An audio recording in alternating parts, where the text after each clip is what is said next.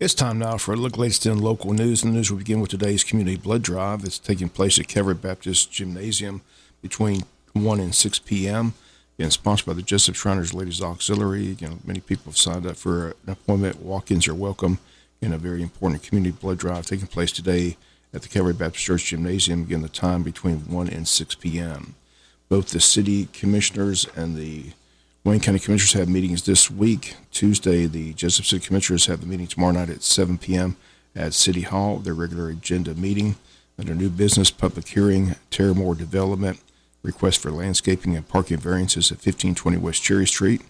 Also on the agenda, approval to request a bid architect for the new fire station with Fire Chief Josh Huffman on the agenda. Discussion to request a bid flatbed truck with the interim Public Works Director Alan Boyd. Discussion on a train depot lease agreement with City Manager Rose Marcus. Discussion of McMillan Creek at Greenway Boardwalk with City Manager Rose Marcus. Review of the March financial statement. Items with the City Manager, items with the Commissioners, items with the Mayor. All that's set for tomorrow night at 7 p.m. The Wayne County Commissioners have the meeting set for tomorrow as they've got a second round of interviews with their 3 finalists being considered for the County Administrator position. Commissioners have a work session and a call meeting set for tomorrow at 1:30 with the work session. The meeting is set for 2 p.m. At the work session at 1:30, a discussion on the EMS rapid response position. But then at 2 p.m., the commissioners have a call meeting to consider and approve removing that rapid response position from EMS altogether. The last county meeting, this item of removing the rapid response position was on the agenda. EMS Director Richard Johnson appeared at the meeting, asked that the issue be tabled, which it was.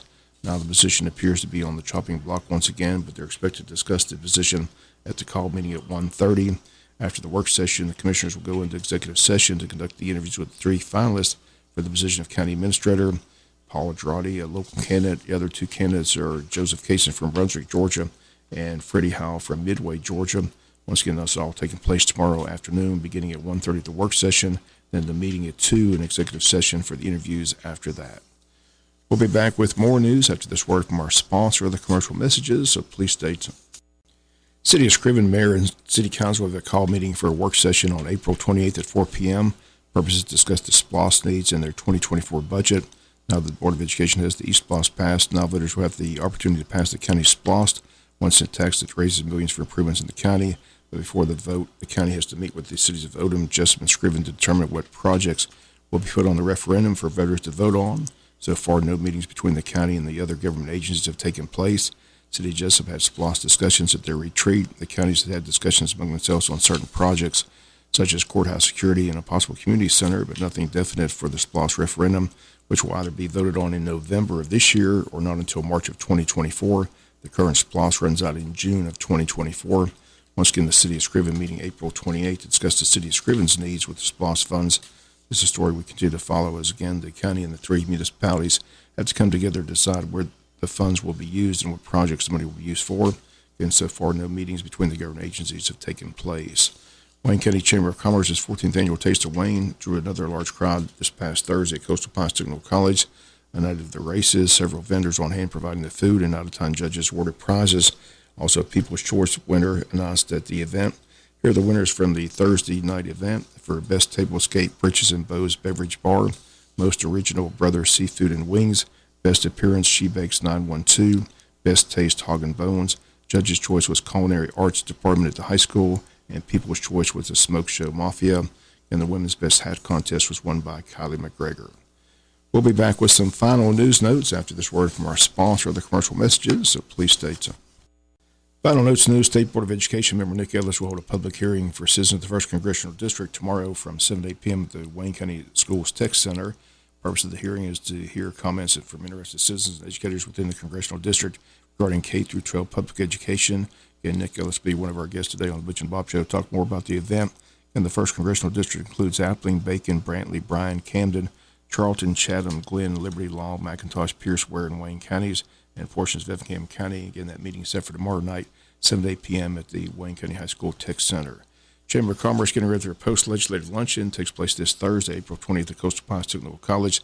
Tickets on sale at the Chamber. They're $25 for members, $35 for non-members. The event gets underway at 11 a.m. with a buffet lunch. The program gets underway around 11:45 this Thursday. On hand will be State Senator Blake Tillery, State Representative Stephen Meeks and State Representative Buddy Deloach as they'll recap the legislative session. If you need tickets or more information, call the Chamber today at 427-2028. Tickets are $25 for members, $35 for non-members, but everyone is invited to attend. Governor Kemp in the news delivered a speech at the Republican National Committee meeting in Nashville over the weekend, urged Republicans to back anyone but Donald Trump for the Republican nomination for president. He urged the National Republican Party to set aside the former president's obsession about the 2020 defeat and focus on issues that can affect broader support for the party. Kemp said, quote, not a single swing voter in a single swing state will vote for our nominee if they choose to talk about the 2020 election being stolen, voters trying to pay rent, make their car payment, and put their kids through college. 2020 is ancient history, end quote. And he says voters could not care less about anyone's sour grapes. Once again, Kemp making those remarks over the weekend in Nashville at the Republican Party's National Committee meeting. Finally, in the news, don't forget the Wayne County Board of Tourism's inaugural Porch Fest is set for this Saturday from 2 to 5 p.m. on porches and church in the neighborhoods of Old Town Jesup, bordered by Brunswick Bay, Wayne, and Plum Streets. Visitors can park at Cracker Williams Park, or the lot between First Baptist and Fairhaven. Visitors are asked not to park in the areas around the host sites. Restroom facilities are available at Cracker Williams Park. Visitors are encouraged to ride golf carts, buggies, bicycles, or walk between the host sites. Traffic in the area is asked to use caution and to avoid these streets when possible. Map of the event will be available at the information tent located at the corner of Brunswick and Plum Streets. After Porch Fest, the Wayne County Arts Council is hosting Magnolia Mile at Union Station Brewing beginning at 7 p.m. This event is free to the public. Union Station is located at 106 Southwest Broad Street. Saturday, April 23rd will be a great day to be in Jesup with the inaugural Porch Fest from 2 to 5 and the Magnolia Mile performing at Union Station Brewing at 7 p.m.